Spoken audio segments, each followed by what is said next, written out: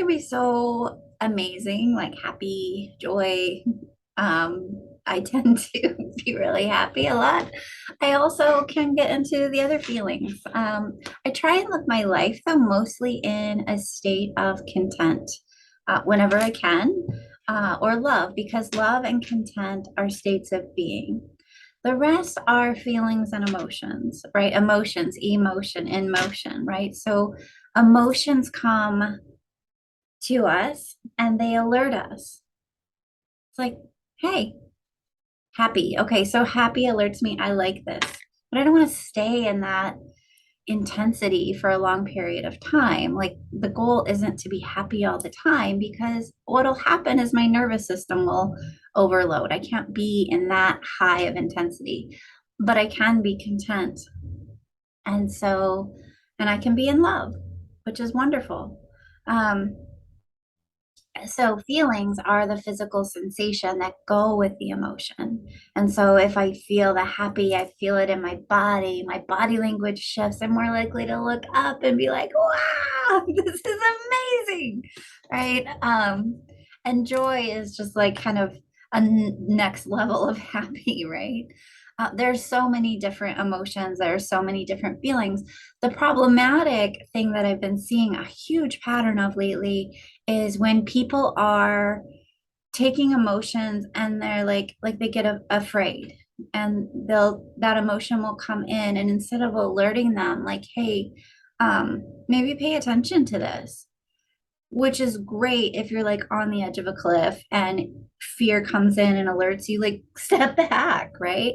And that's a wonderful use of that emotion. But as soon as you step back, right, there's fear can move through you. It alerted you to what it needed you to know, and it's able to move through. Anger, for example, right? Anger comes in. So the alert comes in, anger, like I'm suddenly flooded with anger. Say I'm driving my car down the road and I feel that anger. And I look around and I'm like, okay, anger, like, what's up? Because I like to talk to my feelings. And notice like, oh, like this car is really scaring me. And so anger tells me like, oh, there's a boundary I need to put in place. There is a boundary that's been violated. Something needs protected. Well, yeah, me and my car, right? Something needs restoration. Well, yeah, it's like my safety needs restored. I love my car. I love my puppy that's usually with me in my car, or my family that's in my car with me. So yes, all of that needs protected. That safety needs restored. My boundary is I don't want to be driving next to this vehicle um, that is, for whatever reason, um, maybe driving erratically or lost in a new town and not paying attention, or somebody's on their cell phone, whatever the thing is. Um, so being able to identify, okay, this is what the emotion is, it's anger. But a lot of people, what I've noticed, are like taking that anger and they're taking it in and they're just holding it. And then energetically speaking, right? It's like I can see their energy field just like tighten up and like, and then I see neck and shoulders going up. I see jaws clenching, right? Hearts tightening, like body language shifts. And that's not good for us.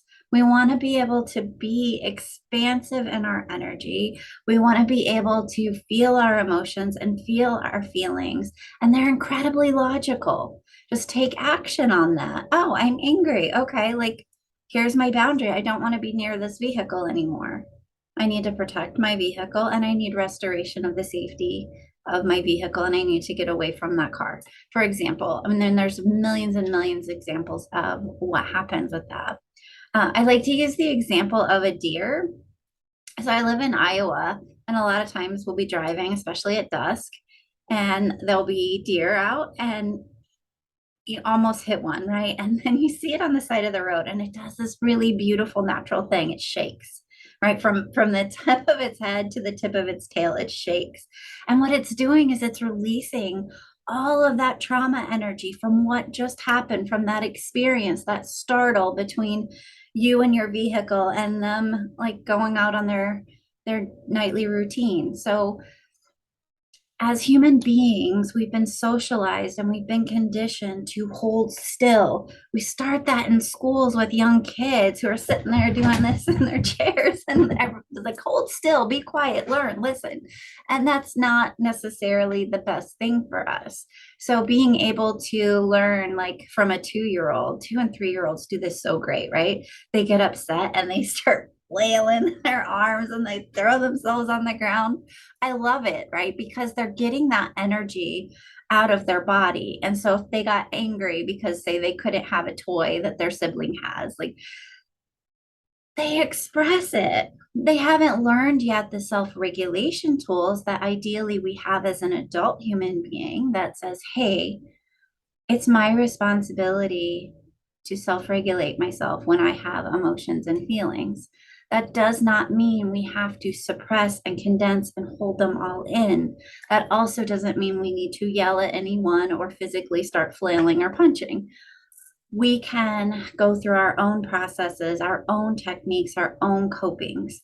And if you're having trouble identifying how to self regulate, what might be in your way, what energy blocks, what your energy is doing, then reach out and schedule an appointment with me, and I'd be happy to help you. All right, bye, everybody.